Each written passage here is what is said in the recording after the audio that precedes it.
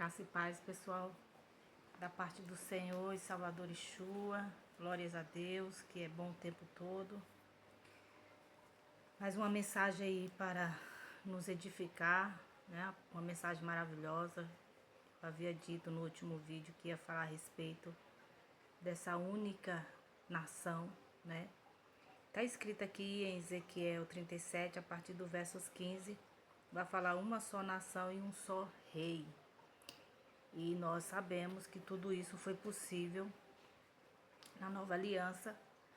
Então o Senhor está trabalhando em pessoas para que essas pessoas estejam reunidas em uma única nação. E é bom fazer essa introdução aqui, porque tudo que for dito aqui vai ser desmistificado, muita coisa. Muitos falam, o povo está voltando, as tribos estão voltando para o estado de Israel. Tire isso da mente, porque isso não faz sentido, é ridículo até. Isso só na cabeça mesmo de pessoas que não têm conhecimento bíblico, que não têm, assim, noção, né? Porque Israel é habitado por um povo específico. Eles têm preconceito com pessoas de pele escura. Isso tá aí no YouTube, quem quiser pesquisar.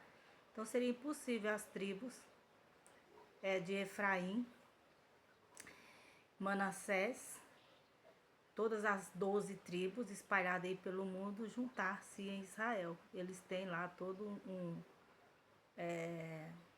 cronograma para o tipo de pessoas que pode fazer parte do rol deles, né?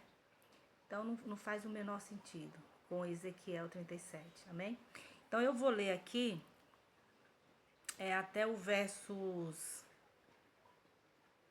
21, que vai dizer: Esta palavra do Senhor veio a mim, filho do homem, escreva no pedaço de madeira pertencente a Judá e aos israelitas, seus companheiros. Depois escreva noutro pedaço de madeira, vara de Efraim, pertencente a José e a toda a nação de Israel.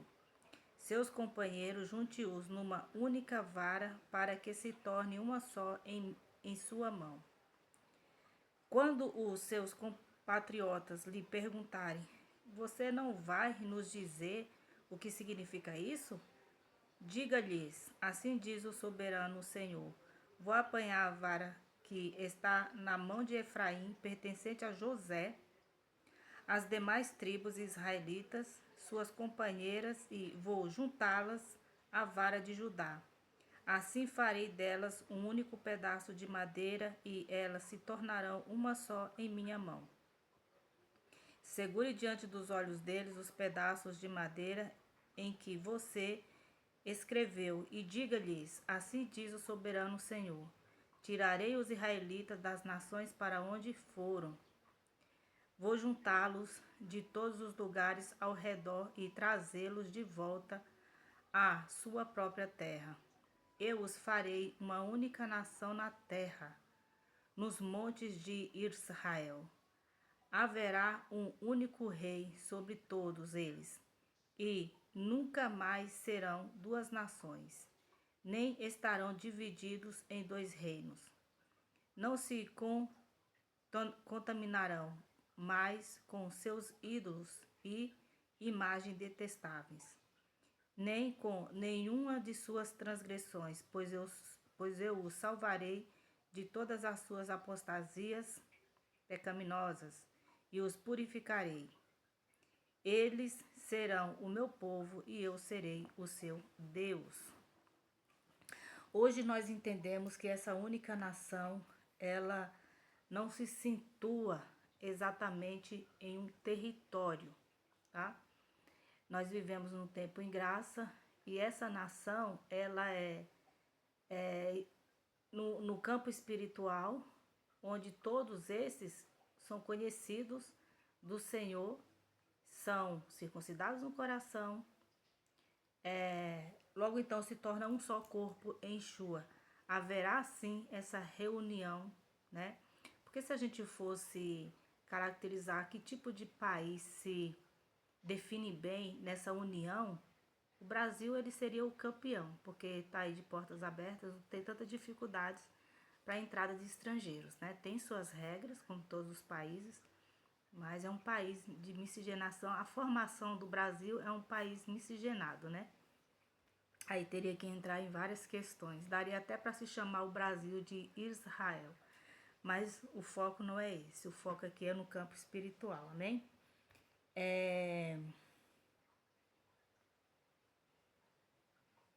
Eu vou aqui para Romanos, para ligar isso que eu coloquei na questão espiritual, que todos nós somos o Israel, fazemos parte desse povo unido aí a uma única vara, pela fé. Vocês vão aqui para Romanos 2. Romanos 2, a partir do versos 1 até o 28, vai dizer: portanto, você que julga os outros é indesculpável, pois está condenando a si mesmo naquilo que julga. Visto que você que julga pratica as mesmas coisas, sabemos que o juízo de Deus contra os que praticam tais coisas conforme a verdade. Assim, quando você, um simples homem, o julga, mas pratica as mesmas coisas, pensa que escapará do juízo de Deus? Ou será que você despreza as riquezas da sua bondade, tolerância e paciência, não reconhecendo que a bondade de Deus o leva ao arrependimento? Contudo, por causa da sua teimosia, do seu coração obstinado, você está acumulando ira contra si mesmo, para o dia da ira de Deus, quando se revelará o seu justo julgamento. Deus retribuirá a cada um conforme o seu procedimento. Ele dará vida eterna aos que, persistindo em fazer o bem, buscam glória, honra e imortalidade. Mas haverá ira e indignação para os que são egoístas, que rejeitam a verdade e seguem a injustiça. Haverá tribulação e angústia para todo ser humano que pratica o mal. Primeiro para o judeu, depois para o grego. Mas glória, honra e paz para todo o que pratica o bem. Primeiro para o judeu, depois para o grego, pois em Deus não há parcialidade. Todo aquele que pecar sem a lei também perecerá.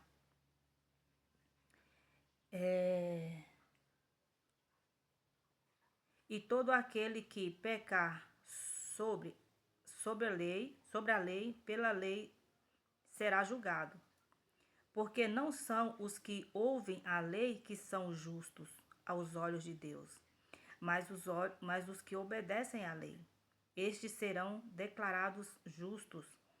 Aí, entre parênteses, abro um parênteses aqui. De fato, quando os gentios que não têm a lei praticam naturalmente o que ela ordena, tornam-se lei para si mesmos, embora não possuam a lei, pois mostram que as exigências da lei estão gravadas em seu coração. Disso dão testemunho também a sua consciência e os pensamentos deles, ora acusando-os, ora defendendo-os, fecha parênteses. Isso tudo se verá no dia em que Deus julgar os segredos dos homens mediante Jesus Cristo, conforme o declara o meu evangelho. Aí pulando aqui, no versos 29, vai dizer, eu vou ler um pouquinho antes, no versos 27. Aquele que não é circuncidado fisicamente, mas obedece à lei, condenará você que, tendo a lei escrita e a circuncisão, é transgressor da lei. Não é judeu quem o é apenas exteriormente, nem é circuncisão quem o é meramente exterior e física. Não, judeu é quem o é interiormente, e circuncisão é operada no coração pelo Espírito e não pela lei escrita. Para estes o louvor não provém dos homens, mas de Deus. Então, aqui exige meditação. Eu falo muito a respeito disso daqui. Mas Romanos 12 é Romanos 2, né? Capítulo 2 é o capítulo da revelação, que vai dar veemência, que vai dar alinhamento, tanto a essa lá de Ezequiel 37. Porque aqui está esclarecendo a questão comportamental. Quando coloca que quem não obedece à lei, mas pratica o bem, aí vai levar lá para o início, para Gênesis. Caim, Gênesis 4, verso 7. Caim, se tu não fizer o bem, que o semblante de Caim estava decaído, Caim estava querendo agradar o Senhor com seus frutos, com as suas autojustificações. E aí ele fala, se tu fizer o bem, tu não será aceito? Pois saiba, se não o fizer, o pecado ameaça a porta, deseja conquistá-lo, mas tu deve dominá-lo. E aí a Bíblia toda vai estar trazendo esse entendimento da questão comportamental. Aí aqui em Romanos 2 vai falar dessa questão de fazer o bem, e a garantia é ter vida eterna. Mas não é um bem meramente humano, porque de nós, o que pode vir de bom de nós? Sem uma consciência, porque coloca também a questão da consciência. O que pode vir de bom de nós? Sem a presença do Espírito, sem a consciência elevada para o espiritual. Nada, absolutamente nada. Com o Espírito, nós temos discernimento. A gente entende o que é santo, o que não é, o que é bom, o que é ruim, o que é danoso, né? O que é pecado, por causa que, ao praticar o bem, entendemos o que é adoração ao Senhor, vamos amar da forma profunda e verdadeira, de uma forma fiel, né, com fidelidade, e amar o nosso semelhante como a nós mesmos, ao ponto de não desejar o mal, não cometer atos que infringem as leis, tanto humanas como a lei que é voltada para a questão comportamental. E a lei, assim como os mandamentos, são perpétuos. Então, Yeshua vem e coloca essa questão do amor, o amor ao Criador e amor ao semelhante, porque nisso cumprimos a lei e os profetas. Ou seja, quem é capaz de amar, quem é capaz de fazer o bem, ao invés de ser impulsionado ao erro, ao mal, vai ter bom senso, vai ter uma consciência clara do que edifica, do que é sagrado, do que é santo. E vai querer, é óbvio, observar a palavra do Senhor que está no nosso coração, de fato. Mas é importante a gente ler, ter o ato de meditar, porque são muitas informações, a gente vive numa era de muita informação. Então, ter conhecimento bíblico pela nossa ótica, pela nossa ação de leitura, é fundamental, porque assim seremos caminhados para a eternidade. Aí, eu ainda vou escolher o título desse vídeo, tá? Por causa que é o que o Espírito tá tocando no meu coração. É algo assim assustador, o quanto que a gente ouve as pessoas falam assim, volta para Jesus, aquelas pessoas que se afastaram de congregar, aí assim, volta para Jesus, volta para Jesus. Gente, mas é de uma ignorância sem tamanho. E é uma forma de desfocar o sentido do que é ser cristão, do que é estar unido a essa vara de Efraim e de Judá.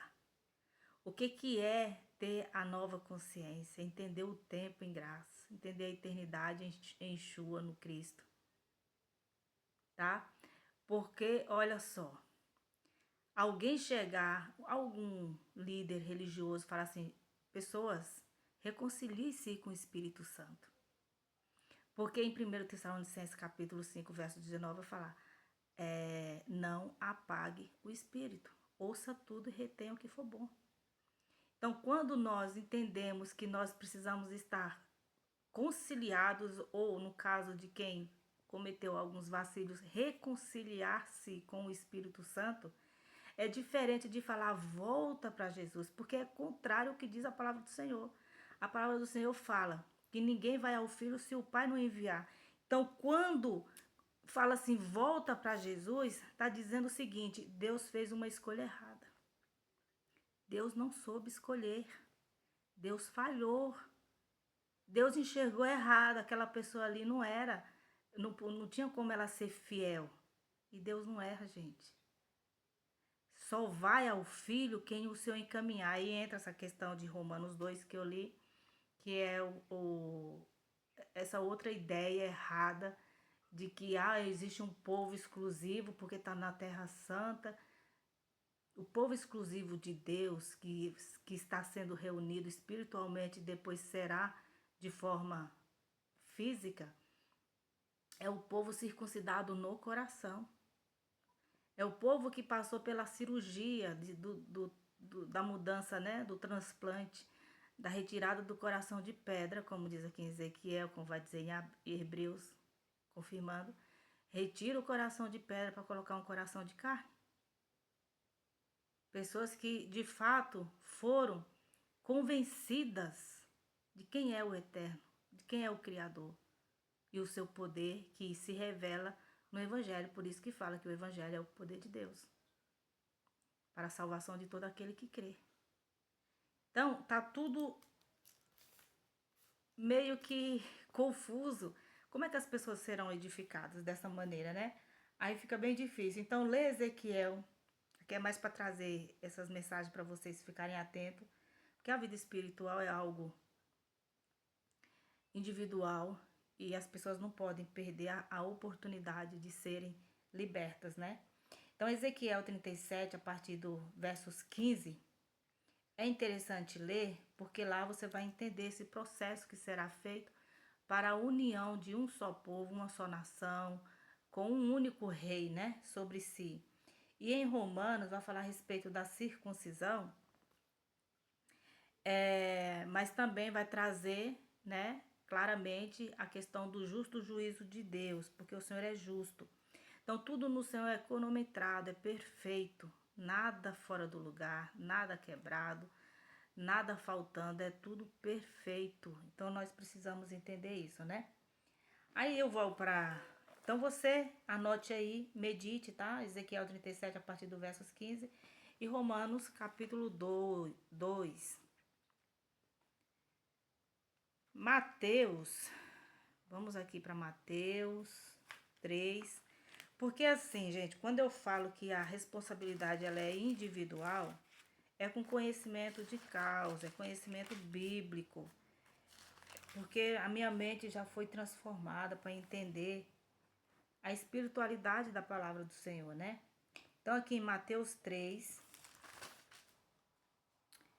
versos... Eu vou ler a partir do 7, tá? Vai dizer: quando viu que muitos fariseus e saduceus vinham para onde ele estava batizando, disse-lhes: raça de víboras, quem lhes deu a ideia de fugir da ira que se aproxima? Dei frutos que mostrem o arrependimento. Não pense que vocês podem dizer a si mesmos: Abraão é nosso pai. Pois eu lhes digo que destas pedras Deus pode fazer surgir filhos a Abraão. Então, o pai na fé e Abraão, ele está em um seio, em um lugar, em uma outra atmosfera, para receber as almas. Porque o espírito, não tem erro no espírito. A pessoa pode ser o pior do ser humano, desde que seja ser humano de fato. Ele pode ser o pior de todos, mas biblicamente, o espírito, que nós somos corpo, alma e espírito, 3 junções, o espírito que há em nós é santo.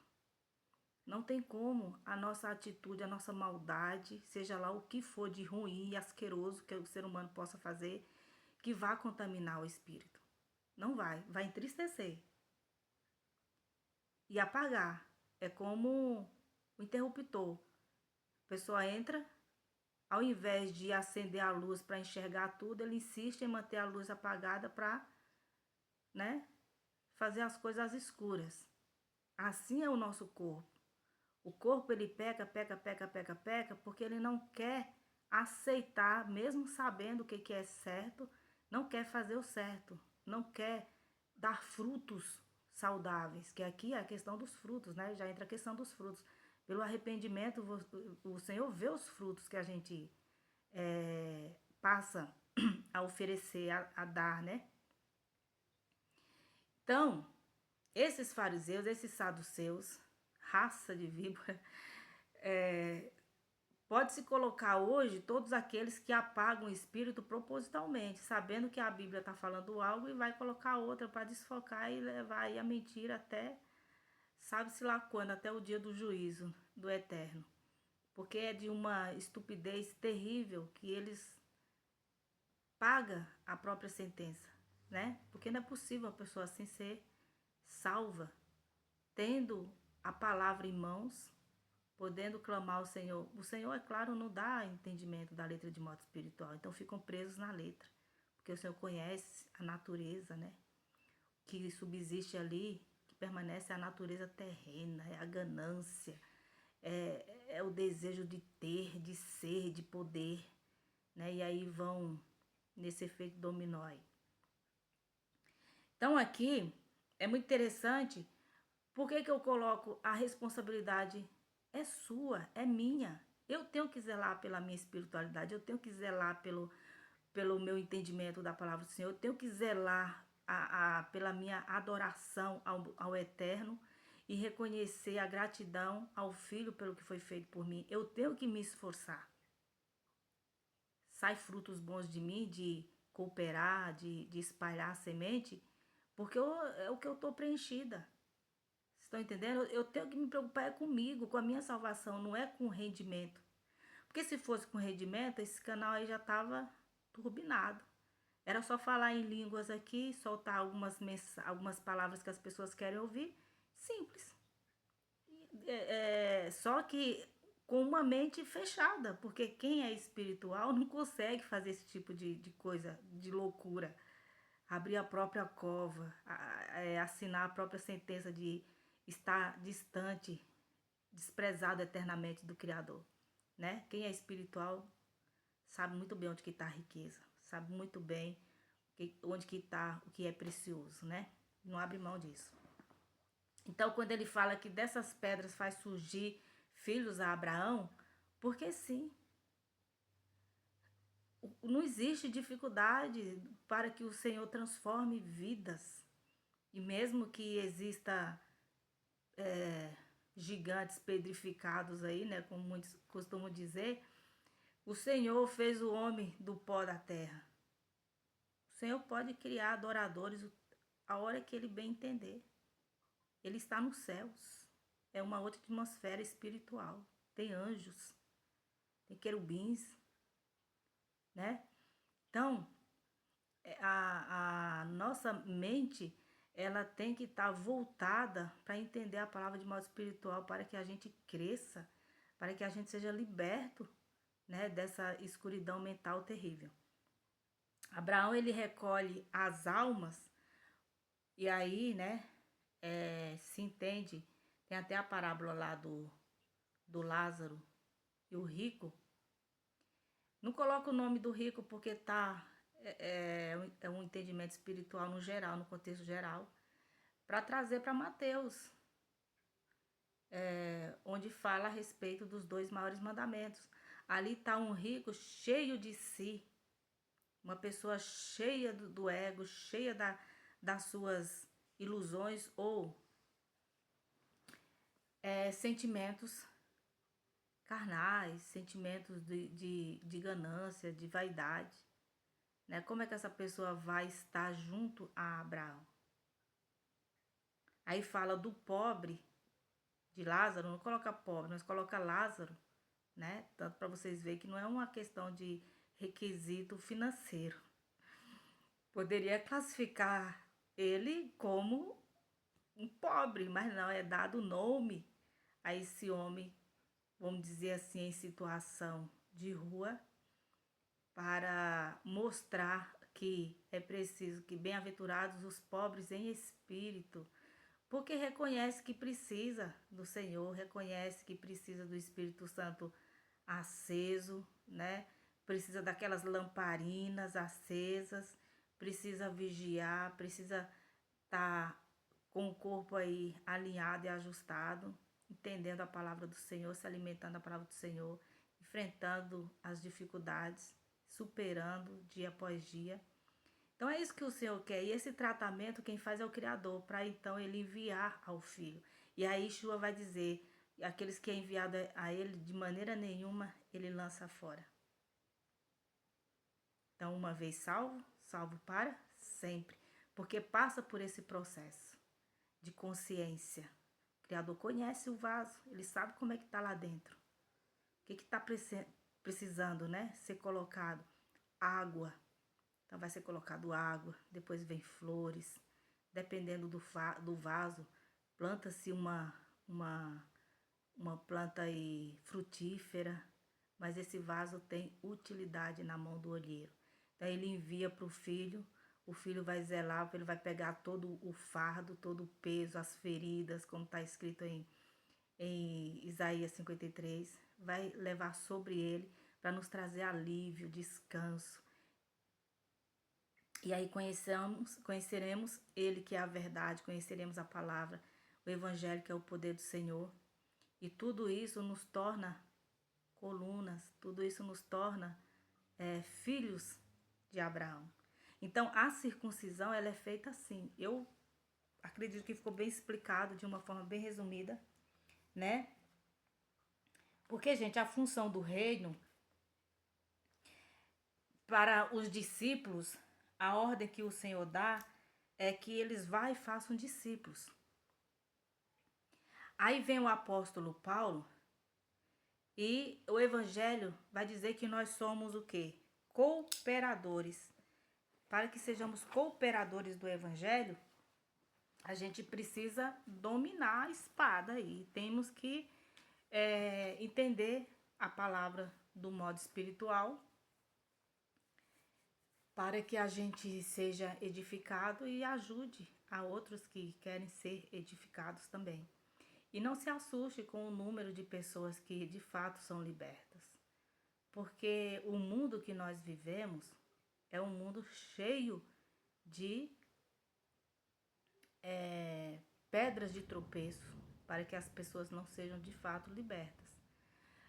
Aí eu dou graças ao Criador que existe uma parcela enorme de jovens que amam fazer o bem e que não vê sentido no mundo como ele é, cheio de individualidade, cheio de vaidade, de ganância.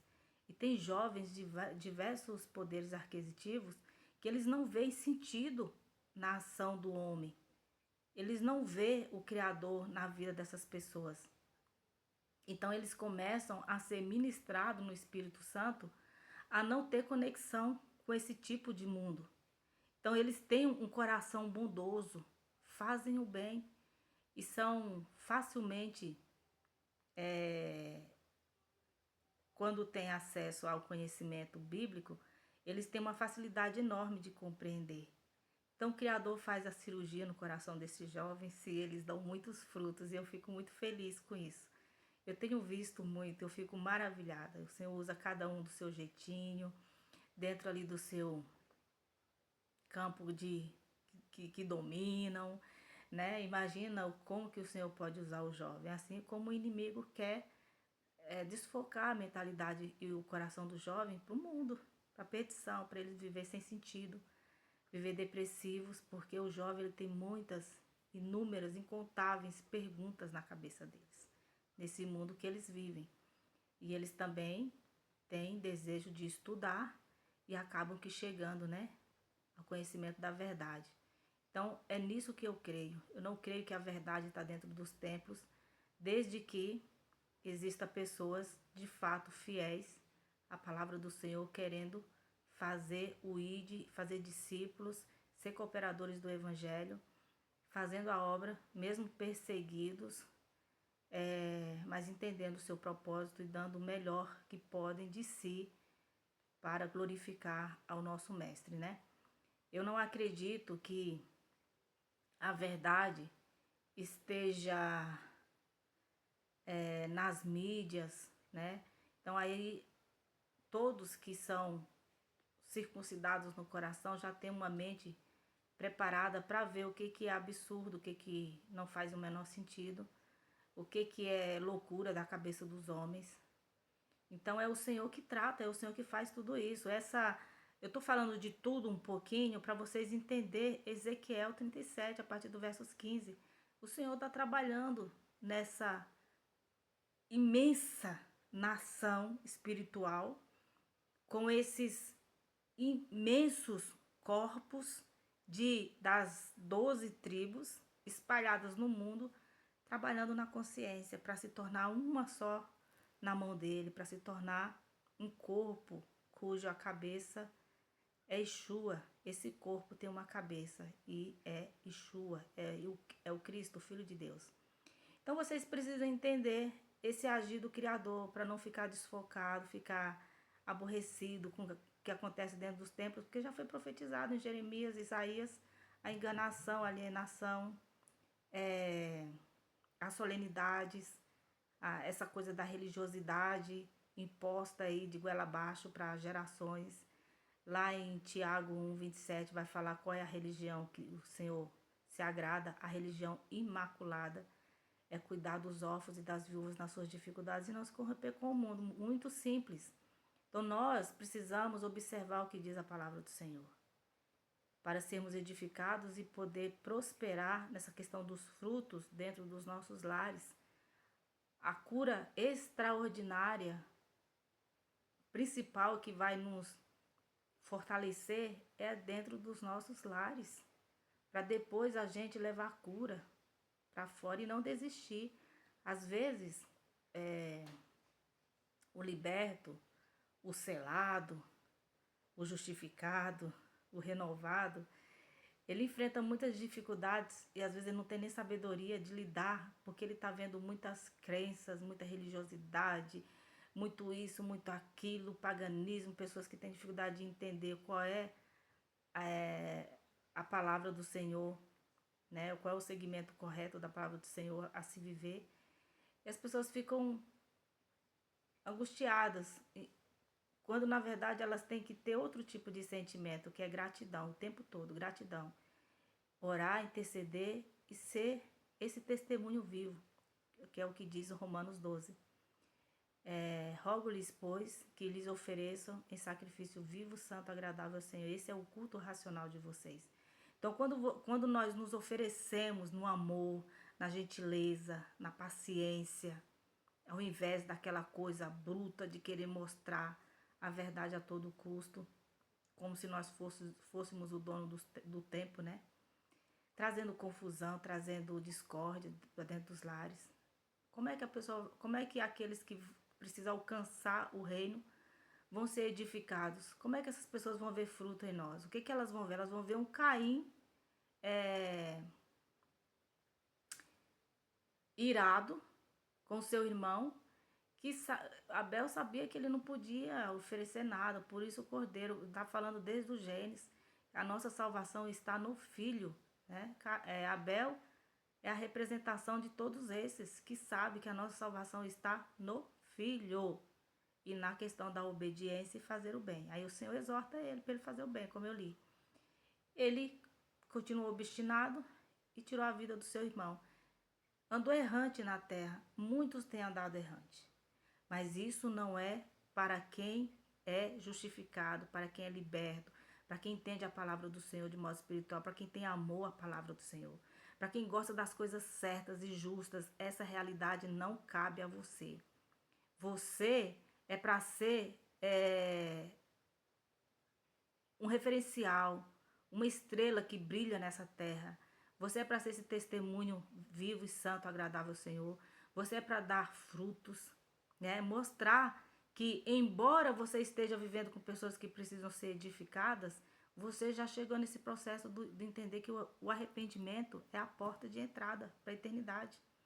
Essas pessoas vão ver em você esse diferencial, desde que você tenha temperança, desde que você tenha amor. Procure viver e observar o comportamento do nosso mestre, que nos ensinou como viver.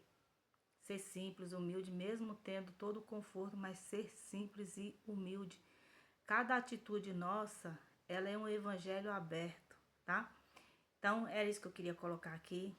Vamos nos preparar para essa nova nação, essa única nação, esse único povo cujo rei é Yeshua, porque a terra ela vai precisar passar aí por processos e a gente precisa estar preparado para esperar o retorno do nosso mestre, como as 5 virgens prudentes, amém? Então fiquem na paz, irmãos. Até a próxima, assim o Senhor permitir.